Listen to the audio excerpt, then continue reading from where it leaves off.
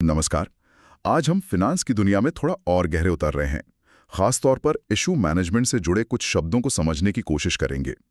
हमारे पास NISM के merchant banking certification के नोट्स हैं और हम स्पेसिफिकली चैप्टर 4 पर फोकस रखेंगे। ये चैप्टर इन शब्दों की बुनियाद को अच्छे से समझाता है। बिल्कुल। और देखिए, ये शब्द सिर्फ रटने के लिए नहीं है।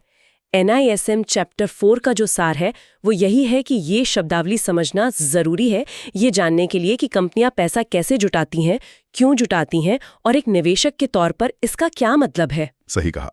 तो चलिए शुरू करते हैं उन शब्दों से जो चैप्टर 4 में बार बार आते हैं। IPO, FPO और राइट्स इशू। सुनने में थोड़े मिलते जुलते हैं पर इनमें काफी फर्क है ना? हाँ, बिल्कुल बुनियादी फर्क है। देखिए, IPO यानी इनिशियल पब्लिक ऑफर, ये किसी कंपनी का शेयर बाजार में पहला कदम होता है, जब वो पहली बार अपने शेयर आम लोगों को बेचकर लिस्ट होती है। पहली बार, ठीक है। हाँ, और FPO फर्दर पब्लिक ऑफर तब आता है जब कोई कंपनी जो पहले से लिस्टेड है वो और नए शेयर्स जारी करती है। मतलब दूसरी या तीसरी बार पैसा जुटा रही है। जी। और राइट्स इशू ये थोड़ा अलग है।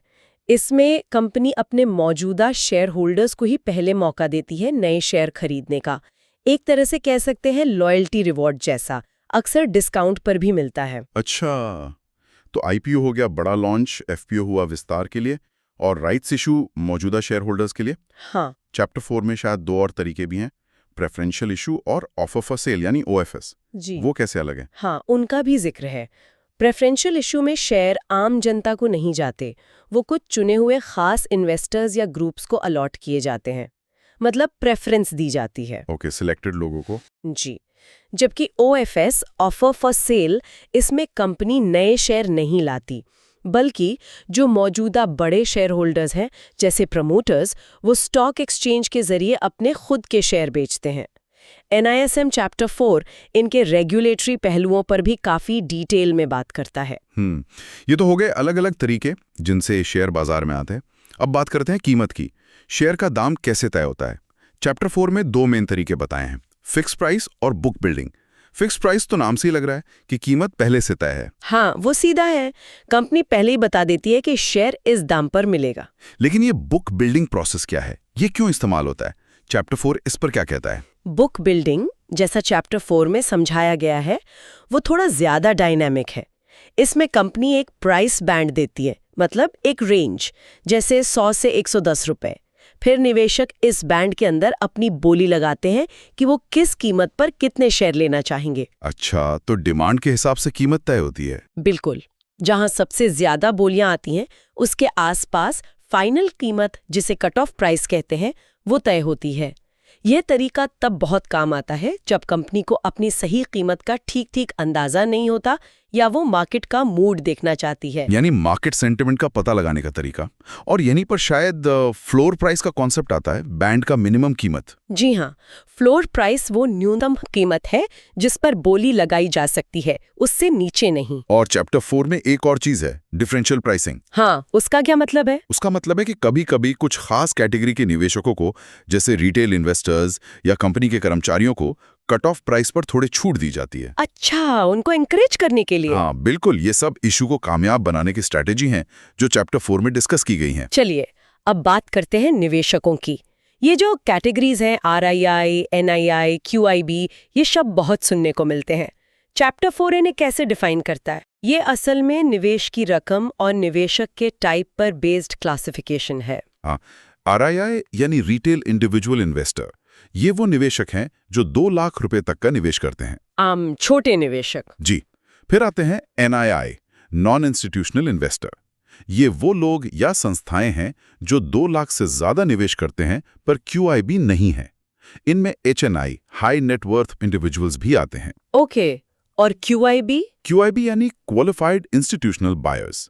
ये बड़े इंस्टीट्यूशनल खिलाड़ी हैं, जैसे म्यूचुअल फंड्स, बैंक्स, बीमा कंपनियां, पेंशन फंड्स वगैरह। और आजकल एक और टर्म बहुत पॉपुलर है, एंकर इन्वेस्टर। ये कौन होते हैं? क्या ये QIB से अलग है? एंकर इन्वेस्टर असल में QIB का ही एक सबसेट है, पर उनका रोल थोड़ा खास होता है। जैसा चैप्टर 4 बताता है, ये बड़े इंस्टीट्यूशनल इन्वेस्टर्स होते हैं जो इशू पब्लिक के लिए खुलने से एक दिन पहले ही एक बड़ा हिस्सा खरीद लेते हैं। पहले ही? इससे ना इशू में बाकी निवेशकों का भरोसा बढ़ता है। लगता है कि बड़े प्लेयर्स को कंपनी पसंद आ रही है। और इनके निवेश पर लॉक इन पीरियड भी होता है। लॉक इन मतलब वो शेयर बेच नहीं सकते कुछ टाइम तक? हाँ, सेबी के नियमों के मुताबिक उनके खरीदे हुए आधे शेयर्स पर 30 दिन का लॉक इन होता है और बाकी आधे पर 90 दिन का। ये इसलिए ताकि बाजार में एकदम से बिकवाली का प्रेशर न बने, स्थिरता रहे। ये स्थिरता वाला पॉइंट जरूरी है। अच्छा, अब एक और शब्द है जो चैप्टर 4 में काफी अहमियत रखता है, अंडरराइटिंग। इसका क्या मतलब है? अंडरराइटिंग एक तरह से इशू लाने वाली कंपनी के लिए इंश्योरेंस जैसा है। अंडरराइटर, जो आमतौर पर मर्चेंट बैंकर होते हैं, वो गारंटी देते हैं। गारंटी? किस बात की? वो गारंटी देते हैं कि अगर इशू पूरा सब्सक्राइब नहीं हुआ, मतलब सारे शेयर नहीं बिके, तो जो बचे हुए शेयर है वो अंडरराइटर खुद खरीद लेंगे। इससे कंपनी का रिस्क कम हो जाता है कि कहीं इशू फेल ना हो जाए। अच्छा, तो ये एक तरह का सेफ्टी नेट है कंपनी के लिए। इसमें भी टाइप होते हैं क्या, हार्ड और सॉफ्ट? जी हाँ, हार्ड अंडरराइटिंग में वो शुरुआत में ही एक फिक्स्ड नंबर ऑफ शेयर्स खरीदने का पक्का वादा करते हैं। सॉफ्ट अंडरराइटिंग में उनकी जिम्मेदारी इस बात पर निर्भर करती है कि इशू बंद होने के बाद असल में कितने शेयर बिना बिके रह गए। समझ गया। अब कुछ डॉक्यूमेंट्स की बात, प्रोस्पेक्टस के बारे में सुनते हैं। चैप्टर 4 में रेड हेरिंग प्रोस्पेक्टस और शेल्फ प्रोस्पेक्टस का जिक्र है। इनमें क्या फर्क है? प्रोस्पेक्टस तो समझ लीजिए इशू का पूरा बायोडेटा होता है, सारी जानकारी उसमें होती है।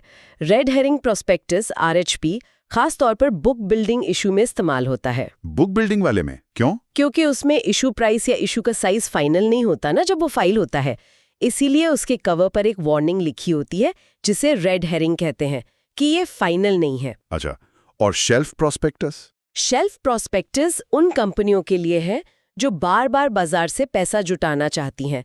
ये एक तरह का मास्टर प्रोस्पेक्टस है जो 1 साल तक वैलिड रहता है। कंपनी इस दौरान कई बार इशू ला सकती है, बस हर बार एक छोटा सा अपडेटेड डॉक्यूमेंट, जिसे इन्फॉर्मेशन मेमोरेंडम कहते हैं, फाइल करना होता है। ये तो काफी सुविधाजनक लगता है। जी, बार बार पूरा प्रोस्पेक्टस बनाने की जरूरत नहीं पड़ती। और आजकल टेक्नोलॉजी का भी रोल आ गया है। UPI का जिक्र भी आता है इशू प्रोसेस में। हाँ बिल्कुल, UPI मैकेनिज्म ने खास तौर पर रिटेल निवेशकों के लिए एप्लीकेशन प्रोसेस को बहुत आसान और तेज बना दिया है। अब ASBA application supported by blocked amount के तहत UPI से पेमेंट ब्लॉक करना और फिर अगर शेयर नहीं मिले तो रिफंड पाना, ये सब बहुत जल्दी हो जाता है। बहुत बढ़िया। अच्छा, आखिर में चैप्टर 4 में 2 और खास प्लेटफॉर्म्स या तरीकों का जिक्र है, फास्ट ट्रैक इशू और इनोवेटर्स ग्रोथ प्लेटफॉर्म। ये क्या चीज है? फास्ट ट्रैक इशू या FTI, जैसा नाम से पता चल रहा है, ये एक तेज तरीका है। ये उन लिस्टेड कंपनियों के लिए है जिनका ट्रैक रिकॉर्ड अच्छा है, सारे नियमों का पालन करती हैं। उन्हें FPO या राइट्स इशू लाने के लिए कुछ रेगुलेटरी छूट मिल जाती है, प्रोसेस जल्दी हो जाता है। अच्छी कंपनियों के लिए सहूलियत। और इनोवेटर्स ग्रोथ प्लेटफॉर्म IGP एक नया प्लेटफॉर्म है। ये खास तौर पर नई टेक्नोलॉजी वाली कंपनियों, स्टार्टअप्स और SMEs के लिए बनाया गया है। यहाँ लिस्टिंग के नियम मेन बोर्ड के मुकाबले थोड़े सरल रखे गए हैं ताकि ऐसी इनोवेटिव कंपनियां भी शेयर बाजार से पैसा जुटा सकें। तो मतलब स्टार्टअप्स के लिए एक अलग खिड़की है। हाँ बिल्कुल। तो कुल मिलाकर देखें तो NISM चैप्टर 4 की ये जो पूरी शब्दावली है, ये इशू की पूरी कहानी समझने में मदद करती है। कंपनी की जरूरत से लेकर पैसा जुटाने के तरीके, कीमत तय होने का प्रोसेस, निवेशकों की भागीदारी तक, सब कुछ। सही बात है। ये सिर्फ परिभाषाएं नहीं है, ये असल में बाजार कैसे काम करता है उसे समझने की चाबियां हैं।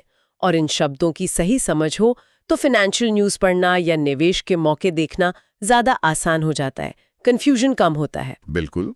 तो आज की इस बातचीत से एक सवाल मेरे मन में आ रहा है, और शायद हमारे सुनने वालों के मन में भी आए, कि क्या किसी कंपनी का इशू लाने का तरीका चुनना, जैसे वो बुक बिल्डिंग चुन रही है या फिक्स्ड प्राइस, क्या ये उसकी अपने कॉन्फिडेंस के बारे में या बाजार को लेकर उसकी समझ के बारे में भी कुछ बताता है?